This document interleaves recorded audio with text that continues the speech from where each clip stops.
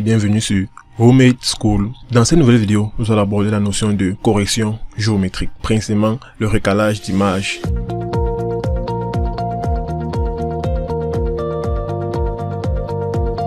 Le recalage d'image, c'est une opération qui consiste à appliquer des transformations à une image pour faire une sorte de mise en correspondance entre celle-ci et une image de base.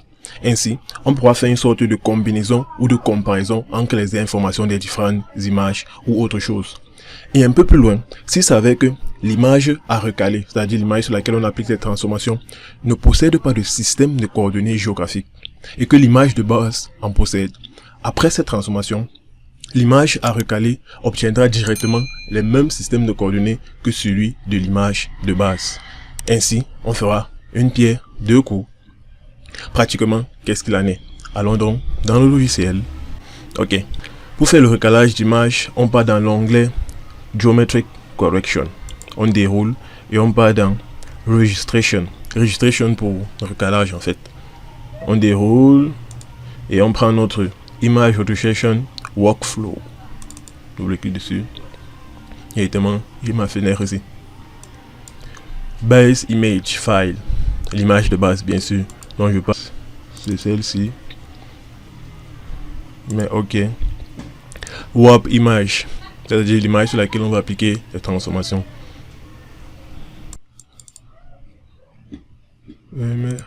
Ok. Donc on va travailler data 0, data 1. Next.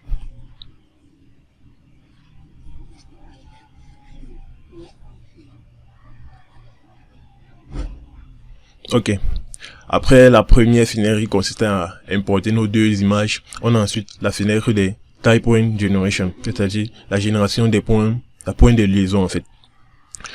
Pour générer nos points de liaison automatiquement, on a quoi? Premièrement, on doit entrer la méthode de correspondance, Matching Method. Ici, on en a deux. Cross Correlation et Mutual Information. Bon, pour faire simple, le Cross Correlation est convenable lorsque nos images ont la même modalité. Qu'est-ce que j'entends par modalité? C'est-à-dire, si l'image de base et l'image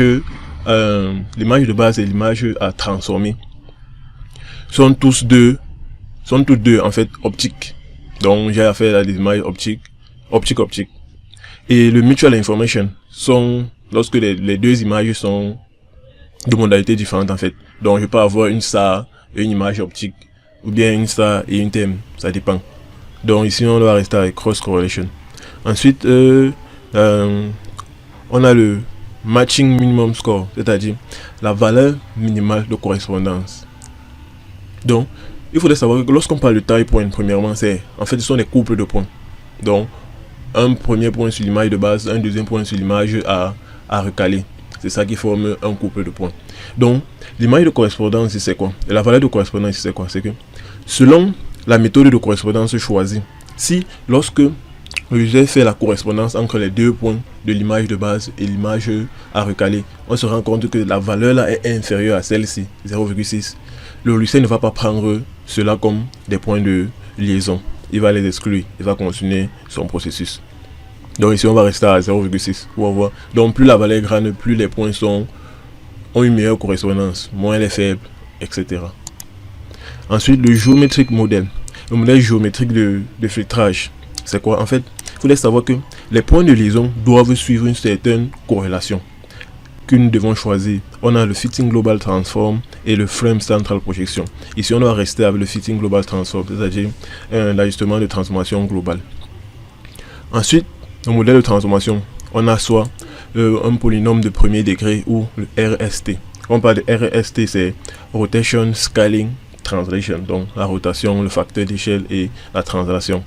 On va rester avec un premier ordre. Ensuite, la valeur maximum autorisée d'erreur par point de liaison. Il faudrait savoir comprendre que cette valeur c'est en pixels. Donc c'est quoi? C'est que si le point de liaison prédit et le point de liaison résultant, s'il y a un décalage supérieur à 5 pixels, le logiciel ne le considère pas. C'est un peu ça globalement. Donc on va rester à 5 pixels. Après, principaux, on part à Advanced. Ici, Matching Band in Base Image, on reste à bande 1 pour les deux images, donc l'image de base et l'image à recaler. request number of type point. Bon, 121. Le nombre, donc en fait, le nombre de points automatiques qui sera généré. 121, disons. Prenons 50. Donc, plus il y en a, mieux c'est. Mais l'excès nuit. Donc, disons qu'on va rester à 50. Maintenant, le stage window size. En fait, c'est, comme son nom l'indique, c'est la taille de la fenêtre de recherche des type points. Matching window size. La taille de la fenêtre du calcul maintenant du matching score, donc de cette valeur 61. Et maintenant, interest operator. Ici on en a 3. Forstner, Harris et Moravec. Bon, disons que simplement Forstner est plus précis mais forcément plus lent. Moravec est moins précis mais un peu plus rapide. Et Harris est une sorte de juste milieu. Mais disons que nous on va rester avec Forstner. Maintenant, cette taille point. Cette taille point c'est quoi? C'est comme des points, disons que les points de départ en fait. Donc on part ici, on part maintenant sur notre image. On va choisir un certain nombre de points. Donc nous on peut y remarquer visuellement que oui, les deux points se correspondent avant de laisser le son logiciel de choisir les autres points. Donc je viens par exemple ici. Je dis que ça c'est un point remarquable. Disons généralement on prend les pics. Donc si je prends par exemple le point ici. Donc ici. Oui. Bon, je délie les vues. Pour que ça ne pose aucun problème. Je viens maintenant sur la seconde. Je ne vais pas chercher la même correspondance.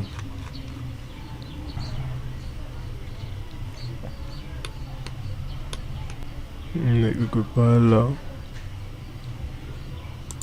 Oui. Et j'ajoute ça comme point de liaison. Vous voyez. Comme je disais tantôt, un couple de points. Donc on met un sur l'image de base et un sur l'image à transformer. Ici c'est l'image de base. Comme vous voyez. Première vue, data 0 qui était notre image de base. Deuxième vue, data 1. Ensuite on va chercher un second point. On revient sur l'image de base. Il y a encore quel point qui peut être directement perceptible. Le point ici.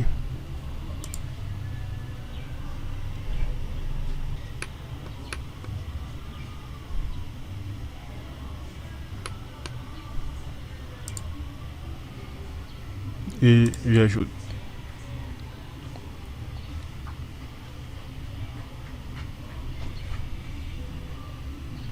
On va encore chercher. C'est remarquable.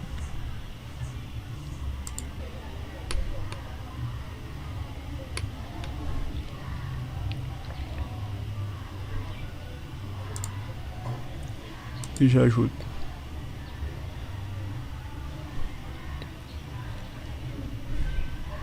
Bon, on va mettre un dernier.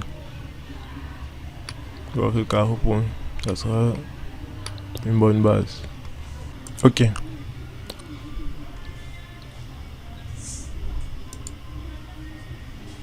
Ok, c'est notre quatrième point. Et on ajoute.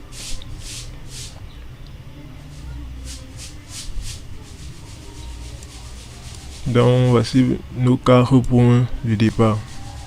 Ensuite, next. Ok, le ciel nous a généré nos type points. Il nous a généré environ 42. Ok.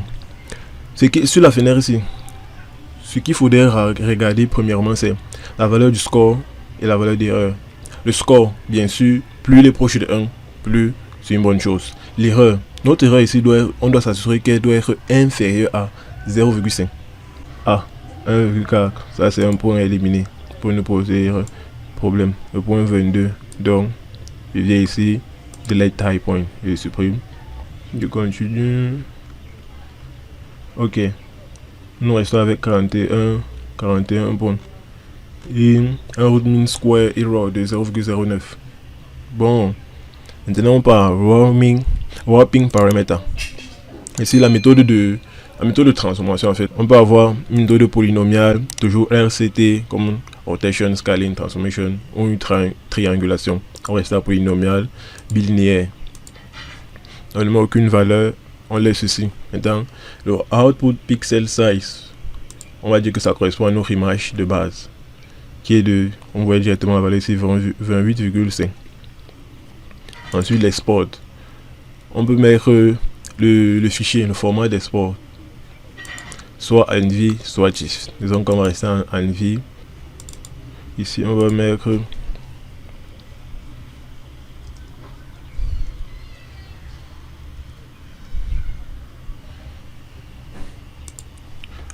WARP pour WARP result.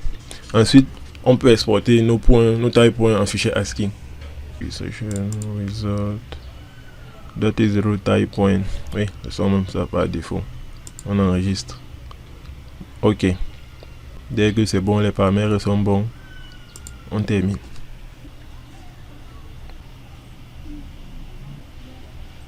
Presque terminé. Ok. La procédure est terminée. On a là nos deux images. Vous voyez bien que lorsque je décoche, les deux images sont redevenues, se sont recalées, si on va dire ça comme ça. L'image, le warp result et l'autre image source data 0. Contrairement à l'image de départ, je rouvre cette image, c'était DataWin. Voici où se trouve notre image. Elle est redevenue à taille normale pour pouvoir faire nos systèmes de comparaison et nos transformations. Ok.